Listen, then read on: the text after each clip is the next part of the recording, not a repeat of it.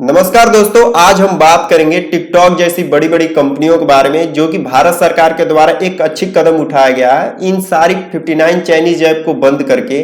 तो हम ये समझते हैं कि आखिरकार आपके सवाल भी उठता होगा आपके मन में कि अगर ये चाइनीज कंपनियां अगर भारत सरकार के इस कदम को नहीं मानती हैं यानी पाबंदी को नहीं मानती हैं तो भारत सरकार के पास क्या विकल्प बचता है, ये जरा आप सोचिए और किस एक्ट के तहत ये इनके ऊपर यानी कंपनियों के ऊपर कार्रवाई कर सकती है।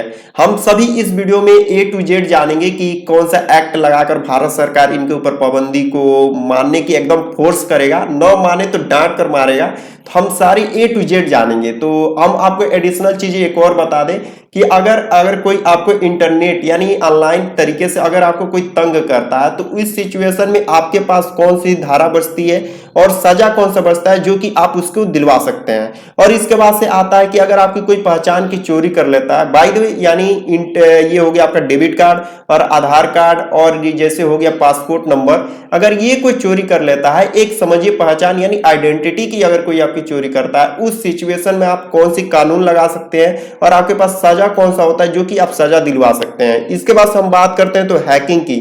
जैसे कि आप समझ रहे होंगे कि आजकल डिजिटल युग का जमाना है। अगर इस सिचुएशन में और इस दौर में अगर कोई आपके सिस्टम को हैक कर लेता है तो भारत सरकार यानी हमारे इंडियन कॉन्स्टिट्यूशन में कौन सा ऐसा कानून है जिसके तहत आप उसके ऊपर FIR दर्ज यानी फाइल दर्ज करवाकर उसे सजा दिलवा सकते हैं। और इसके बाद से बात करते हैं डेटा की चोरी। डेटा की चोरी भी बहुत इंपॉर्टेंट है। कोई भी इंफॉर्मेशन हम डेटा के रूप में ही रखते हैं।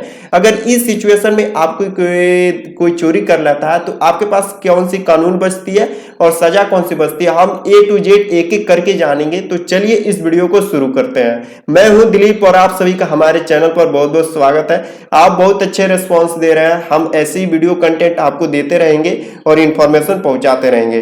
तो चलिए हम बात करते हैं पहले इंट्रोडक्शन के बारे में। तो आपको यहाँ पे देखने को मिल रहा होगा कि computer, internet, digital device, world wide web आदि के जरिए किए जाने वाले अपराधों के लिए यहाँ पे देखिए छोटे मोटे जुर्माने से लेकर उम्र कैद तक की सजा दी जा सकती है। लेकिन हम यहाँ पे पहले जानते हैं कि अगर जो भी पाबंदियां भारत सरकार के द्वारा कंपनियों पर लगाई गई हैं, अगर ये नहीं मानती हैं तो इनके ऊपर कौन सा IT एक्ट लगता है। तो देखिए यहाँ पे IT एक्ट के तहत प्रतिबंध को न मानने पर किसी कंपनी के खिलाफ धारा 66 और धारा 43 के अंतर्गत केस दर्ज हो सकता है। इसमें 3 साल की जेल और 5 लाख तक की जुर्माना का प्रावधान है, लेकिन जमानत मिल सकती है। हालांकि भारत के संघीय ढांचे के अनुसार केंद्र सरकार ऐप पर प्रतिबंध तो लगा सकती है, लेकिन कानून व्यवस्था राज्य सरकार के पास है। ऐसे में उन्हें लागू करवाने की जिम्मेदारी राज्य पर होती है। देखिए हम आपको बता दें कि हमारे पास जो इंडियन कॉन्स्टिट्यूशन के तहत हमारे पास एक होता है यूनियन लिस्ट, एक होता है हमारे पास स्टेट लिस्ट, एक होता है कॉन्करेंट लिस्ट। तो इसके अनुसार अगर जैसे बता दूं कि स्टेट लिस्ट वो होता है जो कि राज्य सरकार के द्वारा चलाई जाती है और कॉन्करेंट लिस्ट वो होता है जो कि राज्य सरकार और केंद्र सरकार दोनों मिलकर चलाती हैं। तो इसमें मैं एक अलग से आपको वीडियो बनाकर बता दूंगा। लेकिन यहाँ पे देखिए अब हम बात कर लेते हैं कि ये IT एक्ट क्या कहता है। देखिए यहाँ पे 2000 और सूचना तकनीकी अगर खराब हो जाती है तो IT एक्ट किस तरह से ये आपके ऊपर लागू करके यानी आपको सजा दिलवा सकती है। तो आप सोचिए कि क्या है IT एक्ट की धारा 69 ये तो हम आपको बताएं तो IT एक्ट 2000 की धारा 69A के तहत केंद्र सरकार के पास किसी सूचना तक किसी कंप्यूटर स्रोत के माध्यम से सार्वजनिक पहुंच तक रोकने का निर्देश देने की शक्ति देती है। इसी अनुसार भारत सरकार ने यह कदम उठाया और सारी चाइनीज ऐप को बंद कर दिया। तो चलिए आपने समझ लिया कि क्या प्रतिबंध है, क्या IT एक्ट था। अब हम बात करते हैं अपने जो हमारी पर्सनल जो डेटा होती हैं उनको हम कैसे सेफ रख सकते हैं। तो यहाँ पे देखिए मैं यहाँ पे आपको एग्जांपल के तौर पे बता दूं कि यानी डेटा की चोरी से क्या रिलेटेड है। तो किसी और व्यक्ति, संगठन, बगैर किसी भी तकनीकी सिस्टम से निजी या गोपनीय डेटा सूचनाओं की कोई चोरी करता है। बाय द वे अगर मैं एग्जाम्पल लेकर चलूँ तो ये आपने कोई अपने डिवाइस में सेव रखा, जैसे मान लीजिए हम अपने भारत की और इंडियन की, जापानीज की अगर हमारे संबंध है, अच्छे खासे संबंध है, अगर इन दोनों के बीच में कोई अदर थर्ड पार्टी अगर कोई इस डेटा को चोरी कर लेता है तो इस सिचुएशन में उनके ऊपर देखिए international court of of justice होता है इस समय वो बाहर ही हो गया, यानी इंटरनेशनल मुद्दा हो गया। तो उस सिचुएशन में इंटरनेशनल कोर्ट ऑफ जस्टिस में आप आईसीजे में आप कंप्लेन दायर कर सकते हैं। लेकिन हम अपने इंटरनल मैटर की बात करें तो इंटरनल मैटर में क्या होता है कि अंदरूनी डेटा तक की आपके आधिकारिक पहुंच है, लेकिन अपनी जायज पहुंच का इस्तेमाल आप संगठन की इजाजत के बिना उसके नाजायज दुरुपयोग की मंशा से करते हैं तो वह भी इसके दायरे में आएगा। दूसरे की जानकारी रखने वाले संगठन आदि में भी लोगों के निजी डेटा को चोरी के मामले सामने आते रहते हैं। तो देखिए आपकी डेटा की चोरी बहुत इंपॉर्टेंट है, आप अपने डेटा को सेव रखिए। जैसे टिकटॉक है, अगर टिकटॉक ने अपनी जो भी है यूजर्स की डेटा अगर चोरी करके अगर चाइनीज सरकार को देती है, यानी जो भी वहां पे पीपल रिपब्लिक ऑफ चाइना जो रूल कर रहा है अगर उसको देती है तो उसके खिलाफ इंटरनेशनल कोर्ट ऑफ जस्टिस में आप दायर कर सकते हैं। और यहाँ पे देखिए कानून की अगर बात करें और भारत सरकार में अगर इसके खिलाफ या इस उदाहरण के तरीके से अगर आपका कोई डेटा चोरी करता है तो कानून हमारा क्या कहता है, तो आईटी संशोधन कानून 2008 की धारा 43 और धारा 6660C, आईपीसी की धारा 379 और 405 420 के तहत आप फाइल दर्ज करवा सकते हैं और कॉपीराइट कानून भी लगवा सकते हैं। और इसमें सजा की बात करें तो देखिए सजा अपराध की गंभीरता के हिसाब से 3 साल तक की जेल और 2 लाख रुपए तक की जुर्माना लग सकता है, जो कि एक बहुत बड़ा एक सजा का प्रावधान है। और हमारे भारत सरकार ने बहुत यानी हमारी इंडियन कॉन्स्टिट्यूशन ने बहुत सोच समझ के कॉन्स्टिट्यूशन बनाया है। और यहाँ पे देखिए हैकिंग की बात करें तो यहाँ पे हैकिंग का मतलब है किसी कंप्यूटर डिवाइस या फिर इंफॉर्मेशन सिस्टम या नेटवर्क में अधिकृत रूप से घुसपैठ करना। और यहाँ पे सीमा बॉर्डर की बात नहीं कर रहा है कि घुसपैठ इसने किया, यहाँ पे डिजिटल युग है, यहाँ पे कोई भी आपके सिस्टम को हैक कर सकता है और गलत तरीके से उसका इस्तेमाल कर सकता है। यह हैकिंग उस सिस्टम की फिजिकल एक्सेस के जरिए भी हो सकती है और रिमोट एक्सेस के जरिए भी। जरूरी नहीं है कि ऐसे हैकिंग के नतीजे में उस सिस्टम को नुकसान पहुंची हो। अगर कोई नुकसान नहीं भी हुआ हो तो भी आप घुसपैठ करना साइबर क्राइम के तहत है, जिसके लिए सजा का प्रावधान किया गया है हमारे इंडियन पिनल कोड में। और यहाँ पे देखिए कानून के बारे में बात करें तो आईटी यानी संशोधन एक्ट 2000 एक्ट की धारा 43 से धारा 66 लगाकर आप उसके ऊपर कार्रवाई यानी फाइल दर्ज करवा सकते हैं। आईपीसी की धारा 379 406 के तहत कार्रवाई मुमकिन है। और यहाँ पे देखिए हम सजा की बात करें तो अपराध साबित होने पर 3 साल की जेल और 5 लाख का जुर्माना आपके ऊपर लग सकता है अगर आप हैकिंग करवा रहे हैं या फिर हैकिंग आपको हो गई है आप उसके ऊपर फाइल दर्ज करवा देते हैं। तो अब हम बात करते हैं पहचान की चोरी। पहचान की चोरी तो बहुत एक इंपॉर्टेंट बन जाता है। आपके आधार कार्ड से लेकर आज देख रहे हैं कि हर चीज आपके फिंगरप्रिंट स्कैनर से हो गया है, आप आधार कार्ड नंबर बहुत जरूरी हो गया। तो इस सिचुएशन में अगर गुम हो जाती है तो आप कैसे उससे बच सकते हैं।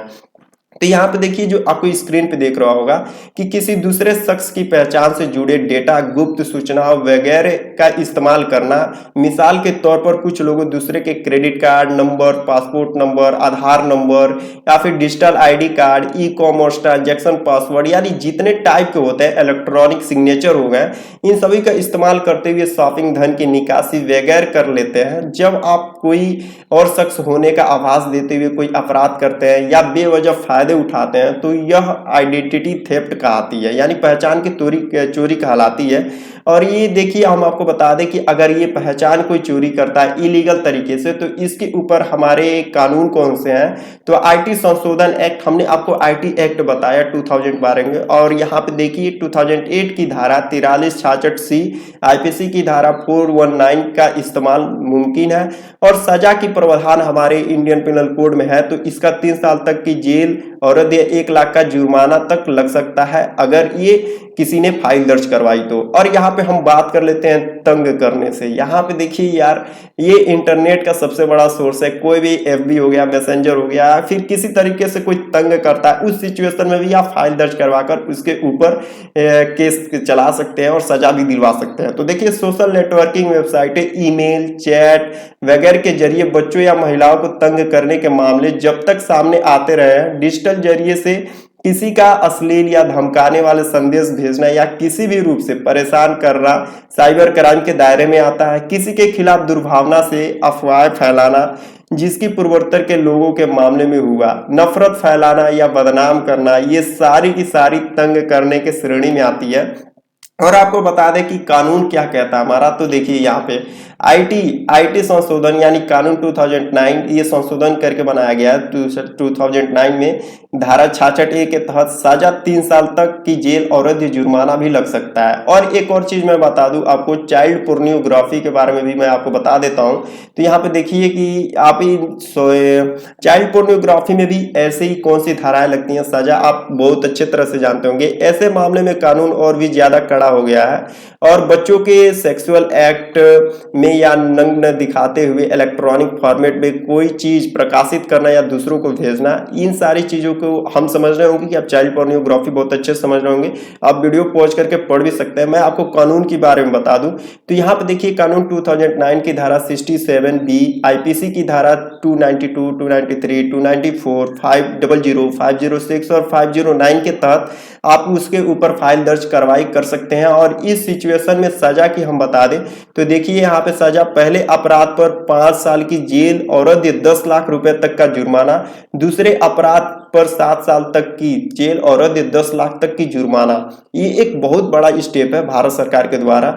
और एक और चीज बता दूं, ईमेल स्पूकिंग और फ्रॉड। यहाँ पे देखिए ईमेल हम हर जगह अपनी ईमेल को लगाते हुए हैं। यहाँ पे ईमेल एक बहुत बड़ा ईमेल आईडी क्या है, ईमेल आईडी हमारी जरूरी होनी भी क्यों नहीं चाहिए, क्योंकि हर एक चीज आप पीडीएफ की जरूरत अपनी, जैसे मान लीजिए अगर आपकी ज्वाइनिंग लेटर भी आपके पीडीएफ के माध्यम से आता है, ऐसी ऐसी चीजों में अगर आपकी ईमेल अगर आपकी हैक हो जाती है तो इस सिचुएशन में आपके पास क्या विकल्प पड़ता है भारत सरकार यानी अपने कानून के तहत।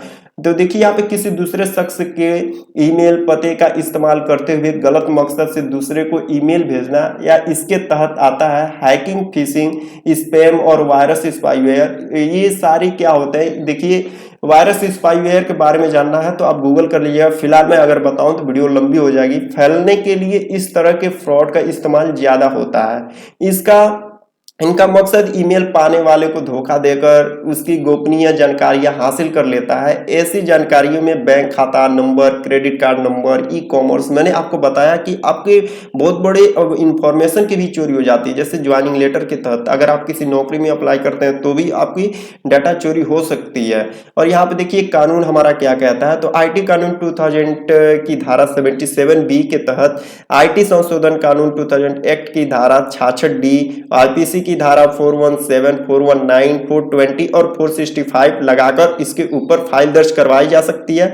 और सजा का यहाँ पे देखिए प्रावधान है तो 3 साल तक की जेल और जुर्माना। तो आई होप कि ये वीडियो आपको बेहद पसंद आई होगी और टिकटॉक जैसी बड़ी बड़ी कंपनियों के बारे में आपने समझा होगा कि ये क्यों अगर पाबंदी नहीं मानती हैं तो इनके ऊपर कौन कौन से आईटी एक्ट लगाकर इनके ऊपर सजा दिलवाई जा सकती है। तो मैं उम्मीद करता हूं कि वीडियो काफी बेहद आपको पसंद आई होगी। और अगर अभी तक हमारे चैनल पर बने हुए हैं और वीडियो को देख रहे हैं तो सब्सक्राइब करते हुए जाइएगा और वीडियो को लाइक करते हुए जाइएगा। धन्यवाद।